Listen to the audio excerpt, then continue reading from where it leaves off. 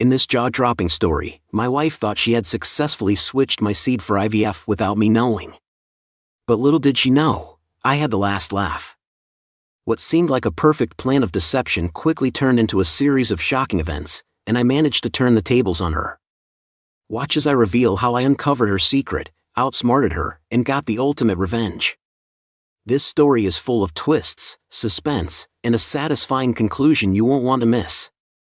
If you enjoyed this story, make sure to like, subscribe, and click the notification bell so you never miss out on more crazy and unforgettable tales. Let's start and enjoy the video. My wife had trouble getting pregnant, so we decided to try IVF. To my surprise, before the embryo synthesis, I caught my wife swapping my sperm with that of her first love. Later, when she thought she was giving birth to her and her old flame's child, ready to have him recognized as family, I laughed because I had already swapped the sperm back. I even replaced her egg with that of my ex-girlfriend's. After an overseas inspection of a medical cooperation project, my son Charles and I returned home to find a crowd of rarely seen distant relatives gathered at our house. It was such a scene that one might think we were having a family tree assembly.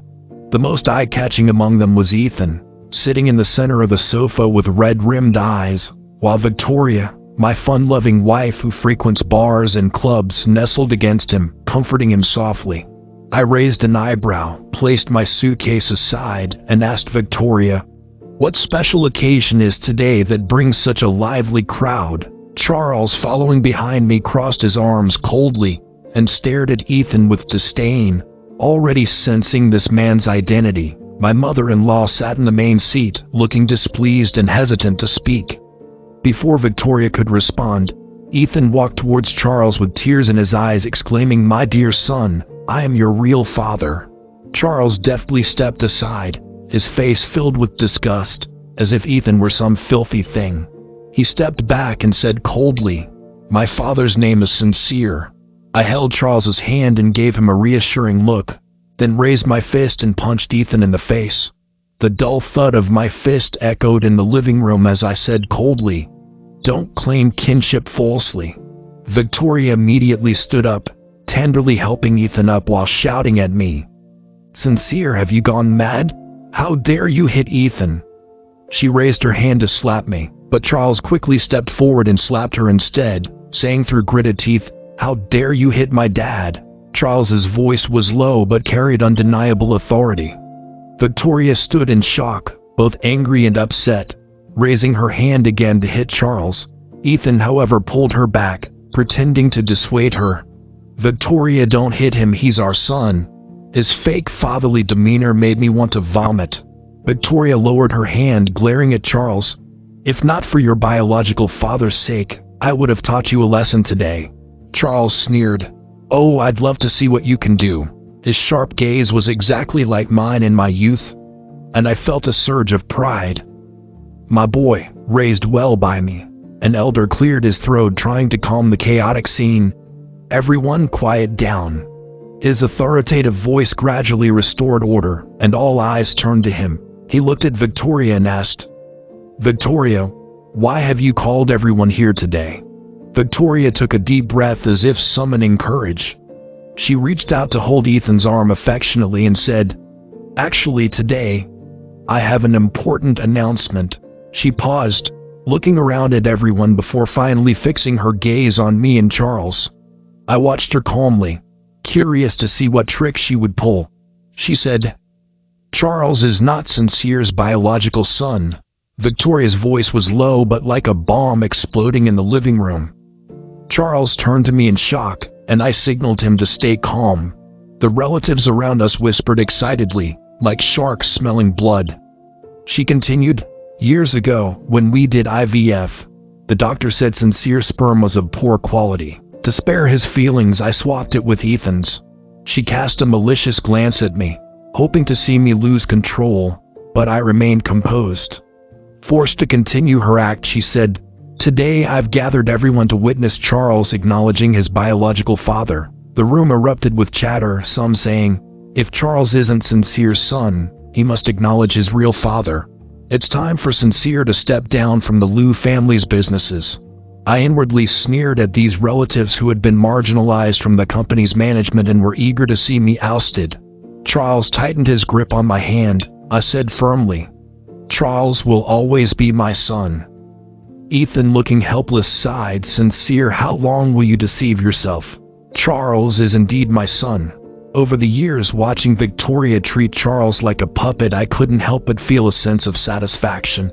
She thought she was tricking me, but little did she know she had been raising someone else's child for over 20 years.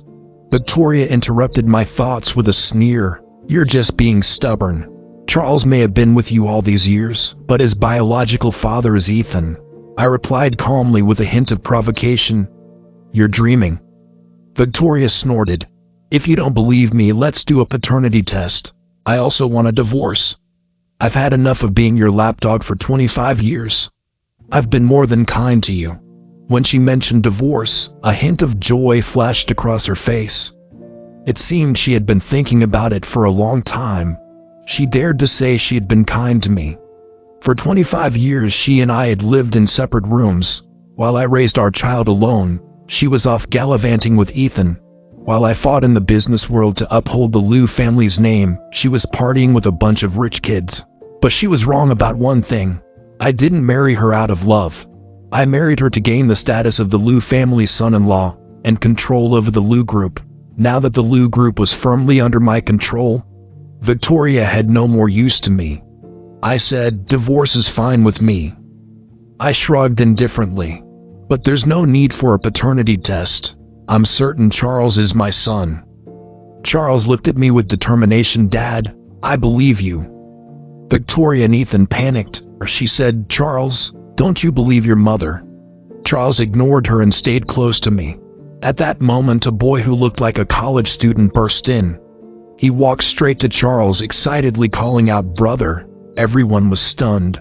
It was one thing to have another father pop up, but now there was another brother. Looking at the boy who resembled Ethan, I had a hunch. This must be Victoria and Ethan's illegitimate child. They had hidden it well.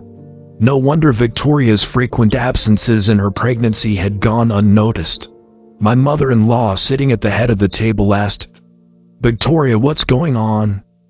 The atmosphere in the living room froze again.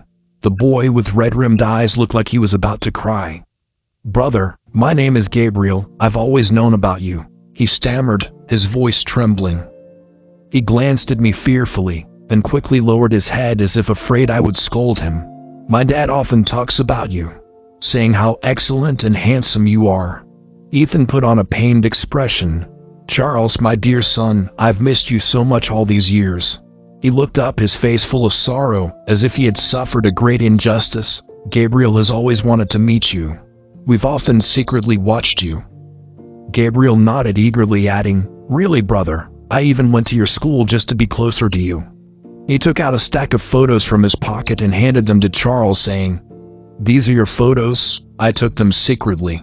Charles flipped through the photos, seeing himself in various moments, wearing a graduation gown, looking tired after basketball practice, and passionately debating with classmates. He felt a chill run down his spine, realizing there had been a creepy guy stalking and photographing him all these years. Victoria wasn't idle either. She walked over to my mother-in-law, pointing at Gabriel, and said solemnly, "Mom, this is your grandson. Everyone is here to witness this. Please acknowledge him." Victoria was clever. She knew that after my father-in-law's death, my mother-in-law held the real power in the Liu family. By inviting all the relatives, she hoped to pressure my mother-in-law into accepting Gabriel. She was certain that if my mother-in-law agreed, I would have no choice but to comply. After all, she had observed my filial piety towards my mother-in-law over the past 25 years. Gabriel, quick-witted, immediately turned to my mother-in-law and respectfully called out, "Grandma." My mother-in-law looked at Gabriel, then at me, her eyes filled with complex emotions. She didn't immediately respond to Gabriel's greeting. I knew she felt sorry for me. Not wanting to make things difficult for her, I broke the silence. "Victoria, your real intention is to have this illegitimate child recognized as a Liu family member and inherit the Liu family's assets, right? Why involve Charles?" I turned to Charles, exchanging a glance. Even if Charles isn't my biological son, he is still my only child. All my assets, properties, stocks, funds, including 20% of the Lou Group shares, will be left to him. Charles, would you rather stay with me or go with your mom and this so-called father? My son's quick mind grasped my meaning instantly. He declared, Mom has a new son now, and the assets won't be left to me. Of course I'll stay with Dad. Good boy, well taught by me, stating his purpose in reverse. Ethan's eyes lit up at the mention of all my assets going to Charles, shining brighter than a 1,000-watt bulb. He knew my assets were substantial, including a significant amount of gold, silver, and real estate, not to mention the 20% Liu Group shares, a veritable gold mine. Greed, naked greed, was written all over his face. He whispered to Victoria. When the old man passed away, he divided his 60% of the group shares into 4 parts. 20% to Sincere, 20% to the old lady, 10% to Charles, and you only got 10%. If Sincere transfers his shares to Charles, and we later coax Charles into giving us his shares, you'll have 40%. Right now we need to make Sincere give up his shares and assets, leaving him with nothing, and bring Charles to our side. Victoria, after some thought, agreed with Ethan, and presented herself as a loving mother to Charles. She said, Charles, your brother can fend for himself and won't fight you for the assets. I'm willing to give you everything. She paused, adding a condition. But you must go with Ethan for a paternity test. If it shows that you two are father and son, you have to acknowledge Ethan as your dad and treat him well. Charles glanced at me, and I gave a barely noticeable nod. Okay. Charles agreed readily but cleverly added a condition.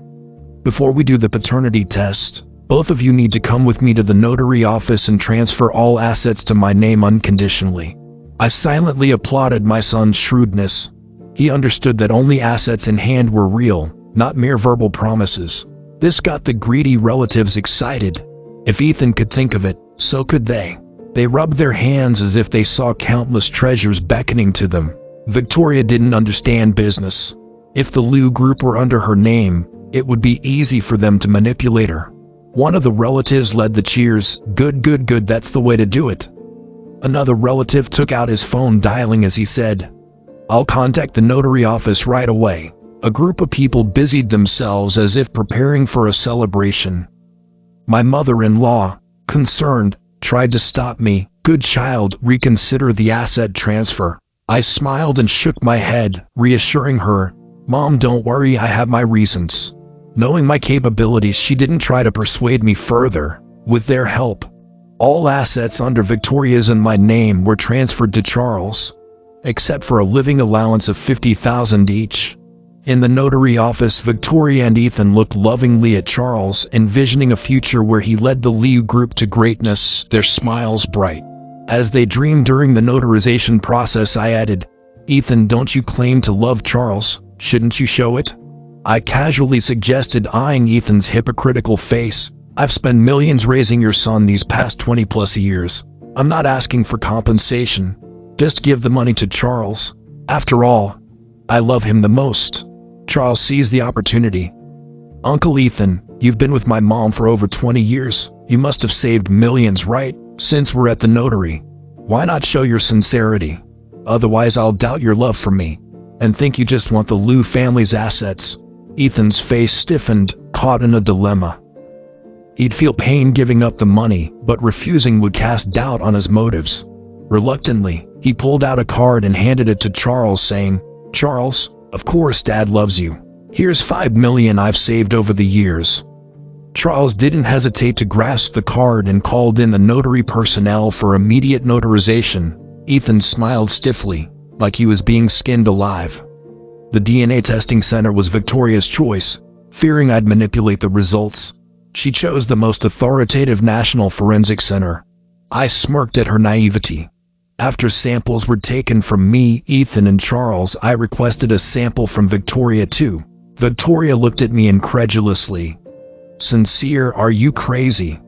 Charles is undoubtedly my child. I smirked. We're already here. Might as well do it. Charles didn't understand my motive but trusted I had a reason. He pouted, and demanded Victoria do the test too. Now treating Charles like a deity, she complied. As we left the center, Gabriel arrived late, carrying flowers. "Brother," he called to Charles, trying to hug him. Charles, disgusted, pushed him away. "Don't touch me, it's gross."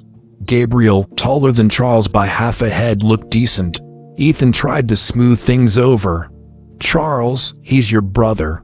A family should love each other." Charles rolled his eyes. "Wait for the results before claiming kinship." I added calmly, "I won't interrupt your family bonding, Victoria. Let's go get the divorce papers." With no assets and no child custody to negotiate, Victoria and I didn't even need a divorce agreement. We went straight to the Civil Affairs Bureau for the divorce certificates. Ethan's eyes widened in joy, shocked by the swift divorce process. He expected me to cling on stubbornly, but seeing Charles firmly by my side made him envious. After Charles went to the parking lot to get the car, Ethan finally had a chance to mock me. "Sincere, Victoria never loved you. Do you know why Charles is named Charles? Because my name has an E in it," symbolizing Ethan. Victoria, clinging to Ethan, smugly said, "When the paternity test results come out, Charles will naturally come back to us." Gabriel, dropping his innocent act, arrogantly said, "All the money is Charles's now. When the results confirm the truth, you'll be left homeless." I didn't bother responding to their foolish provocations. Victoria, feeling confident, revealed her true intentions. "You've controlled the Lou group for so long. Now it's time for Ethan and me to take charge." I laughed coldly. "You were always after the Lou group's assets using Charles." Victoria snorted. "So what if I am? Now that the assets are all transferred to Charles, once the paternity test results are out, I'll be the true master of the Lou group." I replied with a cold gaze. "Then let's see if you're really that lucky to take control of the Lou group." Their schemes were as noisy as firecrackers, thinking they had everything under control, but they didn't realize they had no chance from the start. While I was handing over the company affairs, Gabriel showed up, kicked the general manager out, and brazenly sat in the leather chair with his legs crossed, claiming he was the general manager because his brother was the chairman. No one dared to stop him, but I did. I said, "Throw him out." Security guards immediately stepped forward to lift Gabriel. He shouted, "How dare you touch me? My brother is the chairman, I'm his biological brother. You dogs tried touching me. He even cursed at me. You bastard. You've been kicked out of the Lou family, and have no right to command the Lou group's employees." He pushed and shoved the security guards, trying to hit me. Outrageous. Just as I was about to teach him a lesson, Charles arrived, asking coldly, "What's going on?" Gabriel immediately put on a pitiful expression. "Brother, you're here just in time. This bastard wants the security to kick me out." Charles looked at him coldly. "This is a company, not a place for you to cause trouble, and I'm not your brother." A voice chimed in. "Charles, how can you speak to your brother like that?" Ethan arrived too. "Your family. You need your brother to help you with company matters. Without family support, you'll be bullied." Charles sneered. "Throw them both out." Seeing that the soft approach didn't work, Ethan tried to be forceful. "I'm Victoria's husband, Charles's biological father. This group belongs to me too." I laughed coldly. "Throw them out and don't dirty the company." The security guards, finally understanding who was in charge, lifted the clueless pair and dragged them out.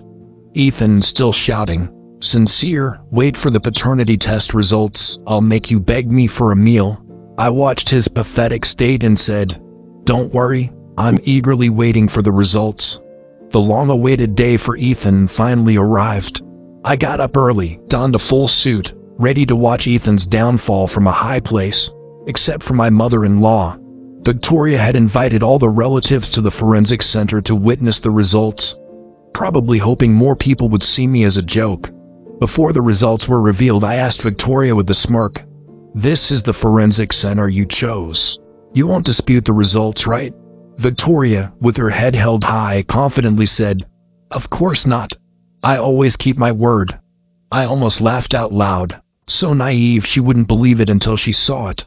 As the technician arrived with the results, Ethan began his performance. He affectionately put his arm around Victoria's shoulders, saying solemnly, "Victoria, once the results are out, our family can finally reunite." He even glanced at me provocatively. I ignored him, turning to Charles, who also looked indifferent. Ethan, hitting a wall, adjusted his expression and turned to Charles. "From now on, I'm your father.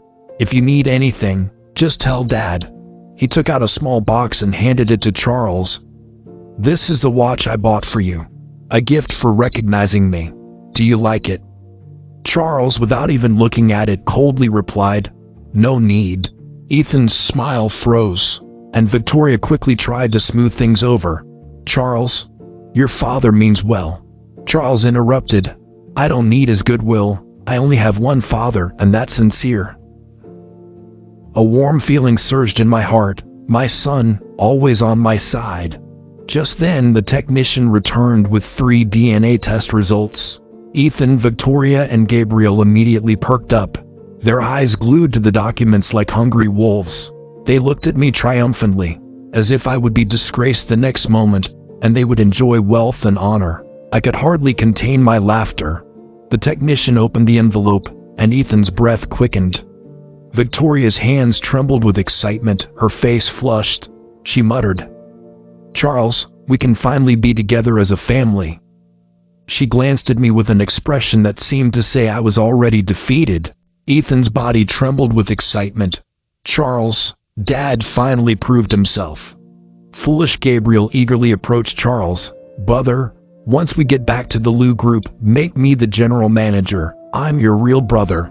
Only I can sincerely help you." He acted as if Charles's help was a given, as if the general manager position was already his. I watched their pathetic performance with a cold sneer. They wouldn't know who the real fool was until the last moment. The technician cleared his throat and began to read the results. According to the DNA comparison, Mr. Ethan and Mr. Charles, he deliberately paused, making Ethan and Victoria even more nervous, stretching their necks as if they could hear better. The surrounding relatives held their breath. Their expressions varied, waiting to see my downfall. The technician continued, "Are not biologically related." The air seemed to freeze. Victoria's eyes widened and she screamed hysterically, "Impossible! There must be a mistake." Ethan, equally shocked, asked, "How can this be? How is there no biological relationship?" Ethan's face turned pale and he couldn't hide the terror in his expression. Gabriel snatched the report, saying, "You must have misread it. Let me see." After reading it, he collapsed into a chair, muttering, "How can this be?" I asked the technician to read out the paternity test between me and Charles. He read, "According to the DNA comparison, Sincere and Charles are biological father and son." The room erupted in disbelief. Victoria, struck as if by lightning, muttered, "Impossible." Seeing the confusion on my mother-in-law's face and others, I kindly explained, "When you tried to swap the samples, I saw it, so I swapped my sperm back." Watching her face turn increasingly pale, I continued, "Oh, and I also swapped your egg with that of my ex-girlfriend's." The room fell silent in shock. My mother-in-law looked up, her eyes filled with disbelief. I turned to Victoria and said, "Charles is not your child. Congratulations on being a mother to my son for over 20 years. Victoria grabbed the paternity report from the technician and, seeing the result, her eyes turned blood red. She lunged at me, shouting, "You scum!" But I caught her and pushed her to the ground, looking down at her coldly. Ethan, upon hearing this, clung to Victoria, his voice hoarse. "Victoria, if Charles isn't yours, then he isn't a Lou. The only heir can be Gabriel." His face lit up with hope as he clung to Victoria's hand. Realizing what had happened, Victoria looked up, a hint of malice in her eyes. She stumbled to her feet, turned to my mother-in-law and said, "Mom, everyone heard and saw that Charles isn't my child." She pointed at me, spitting angrily. "He's the bastard child of Sincere and his ex-girlfriend. We can't let an outsider inherit the Lou family's assets." Ethan and Gabriel echoed her, "Yes, throw Charles out. The heir must be Gabriel." My mother-in-law, recovering from shock, looked at me with complex emotions. She trembled slightly and asked, Sincere, is it true? Seeing her like this, I felt a pang of sadness. It's true, I confirmed. Victoria, dissatisfied with my mother-in-law's reaction, shook her hand. Mom, you have to announce Gabriel as the heir. My mother-in-law, regaining her composure, asked calmly. Do you know who Sincere's ex-girlfriend is? Victoria, desperate, retorted. Who cares? Charles isn't our child. My mother-in-law said, Sincere's ex-girlfriend is your sister Serafina. She's my biological daughter, so Charles is still a Lou and the rightful heir. Her words exploded like a bomb in the crowd. Our family tradition dictates the legitimate eldest child inherits the business. Nowadays it's about the legitimate child of the original wife. Only if there are no direct descendants does it pass to others. Remember your place, Victoria. Stunned by the revelation, Victoria turned pale. My father-in-law had brought Victoria into the family only after Serafina had an accident and became comatose. Since then, Victoria had tried to usurp power but failed. Victoria, still in denial, shouted, I don't believe Charles is Serafina's child. Why should we trust Sincere's word? I ridiculed her and pulled out another paternity test report. This is Charles's paternity test with Serafina. I showed the report to everyone. If you don't believe it, Serafina is still in the nursing home, and Charles is here. We can arrange a state-level DNA test. The crowd murmured in agreement, acknowledging Charles as the rightful heir. Ethan and Gabriel were dumbfounded, their plans shattered. Understanding the situation, the relatives started to leave one after another. Victoria glared at me, contemplating something. Swallowing her pride, she walked up to me, pleading, Sincere, I know you love me. You just dislike me going out to clubs and bars and being close to other men, right? I promise I won't contact Ethan again. Please let me stay in the Lou family. I looked at her with pity and said slowly, Victoria, you're wrong. I never loved you. Her face turned ashen. What did you say? She stammered. Then why did you always stare at me and insist on marrying me? I explained coldly. Because you look like Serafina. I found solace in your resemblance. Marrying you was to protect Serafina's legacy. You, posing as the Lou family's daughter, allowed me to enter the Lou group and prevent power grabs from other branches. You must be wondering why Serafina, my ex-girlfriend, was favored over you, who has blood ties to the family. When your sister had her accident, my father-in-law had no choice but to bring you into the family, given you were his illegitimate child. Victoria, devastated by the truth, stumbled back. So I was just a substitute all along, she muttered. Everything she had was built on a lie, now exposed. She had nothing left. We had played this charade for 25 years and now it was time for the curtain to fall. I had the servants pack her things and threw her out of the villa. Mom, I've been working with a foreign medical institute on a project about stimulating the nerves of coma patients to help them wake up. My mother-in-law's eyes lit up with hope. You mean? I nodded. Serafina has responded well to the treatment and will wake up soon. My mother-in-law, tears streaming down her face, whispered, My dear Serafina. Meanwhile, Victoria, wandering aimlessly, returned to the apartment she once shared with Ethan, only to be met with disdain. Ethan mocked. You fool, now we have nothing. Victoria retorted, If you hadn't swapped the sperm, we wouldn't be here. Ethan, stunned, argued, You agreed to it. Victoria, losing her temper, screamed, Shut up, it's pointless now. We have no money. What are we going to do with just 50,000? Ethan shrugged. Don't expect me to support you. Desperate, Victoria asked, What do we do? Ethan, thinking of something, said, The 5 million Charles has, let's get it back. They stumbled to Charles's apartment, ringing the doorbell for ages. Charles finally opened the door, unfazed by their presence. What do you want? Ethan, pushing past him, demanded, Give me back my money. Charles sneered, Why should I? Ethan, trembling with anger, said, That money is mine. Charles, lounging on the sofa, replied calmly, Uncle Ethan, the 5 million was legally gifted to me, so I don't owe you anything. Ethan, overwhelmed, collapsed, clutching his chest, and fell unconscious. Panicked, Victoria screamed, Ethan! She held him, shouting for help. Charles, still composed, called 120. Then, as if nothing had happened, returned to his book. With their money gone, Victoria and Ethan blamed each other. After spending the $50,000, Victoria found herself penniless. Ethan refused to support her unless she got a job. I, ever so kind, arranged a job for Victoria through a headhunter. Sometime later, I invited Charles out to dinner. On the way, I hummed a tune. Charles asked why I was so happy. I replied, "Because there's a good show waiting for us." From the second-floor private room of the open kitchen restaurant, Charles watched through the glass as Victoria, dressed in a waitress's uniform, served tables downstairs. He raised an eyebrow. "Is this it?" I smiled. "Just wait and see."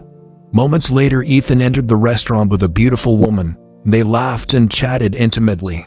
Victoria, seeing them, froze, her expression darkening. Victoria demanded, "Ethan, what are you doing here?" Ethan ignored her, continuing his flirtatious conversation with a woman. Victoria's voice rose. "Ethan, I'm talking to you." Finally, Ethan glanced at her dismissively. "What do you think I'm doing? Eating, obviously. Are you blind?" Victoria pointed at the woman. "Who is she?" Ethan laughed shamelessly. "What's it to you if Susan and I are here? Does it bother you?" Victoria's face turned red with rage. "What is your relationship with her?"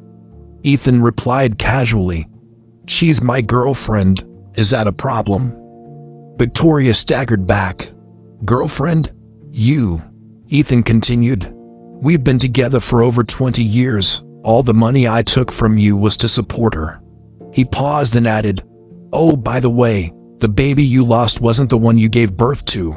I bribed the doctor to swap it for Susan's son, Gabriel." Victoria's face drained of color as if her soul had been sucked out. She stared at Ethan, her eyes filled with disbelief and despair. Beside him, Susan laughed mockingly. "Sister, you've been played for a fool." Victoria's world collapsed. The man she loved had betrayed her, and the son she raised wasn't hers. 20 years of devotion were nothing but a cruel joke. In a fit of rage, she ran to the kitchen, grabbed a knife and lunged at Ethan, stabbing him while screaming, "You ruined me! You ruined everything!" Ethan screamed as blood soaked his clothes. Charles watched in horror as the scene unfolded. While I sipped my tea calmly, the police quickly arrived and took Victoria away. Charles, stunned, asked, "Dad, this is the show you wanted me to see?" I put down my tea and said seriously, "Charles, there's a lesson here. Never show mercy to your enemies." Charles, confused, asked, "Isn't it enough to just kick her out? Why go to such lengths?" I replied, "Because your mother's injury wasn't an accident. Victoria set her up to go to the construction site, and Ethan cut the brakes on the truck. I've waited 25 years to see them destroy each other." Trying to remain calm but my voice still laced with hatred, I added, "I had the job arranged for Victoria so she could easily get a weapon. I lured Ethan here by having the madam give his girlfriend 2 dining vouchers. The table was right in Victoria's line of sight. Ethan was taken to the hospital but didn't survive the surgery." Later, Charles told me that Gabriel, unable to sustain himself without Ethan's money, ended up working as a male escort. Ironically, one of Charles's classmates even hired him. Days passed, and life seemed to return to normal. But a call from the hospital disrupted the calm. The doctor said, "Serafina has woken up." I could hardly believe my ears. After 25 years, she was finally awake. I rushed to the hospital with Charles and my mother-in-law. In the hospital room, Serafina lay on the bed, pale but clear-eyed. She smiled weakly when she saw me. "Sincere, you look older." Tears welled up in my eyes. "You've been asleep for so long. We've waited for you." I gestured to Charles and my mother-in-law waiting outside. Serafina looked at Charles. "Who is this?" I explained that he was our test tube baby. She accepted it well, looking at Charles with motherly affection. "What's his name?" I answered, "His name is Charles." Serafina smiled softly. "Charles? What a nice name.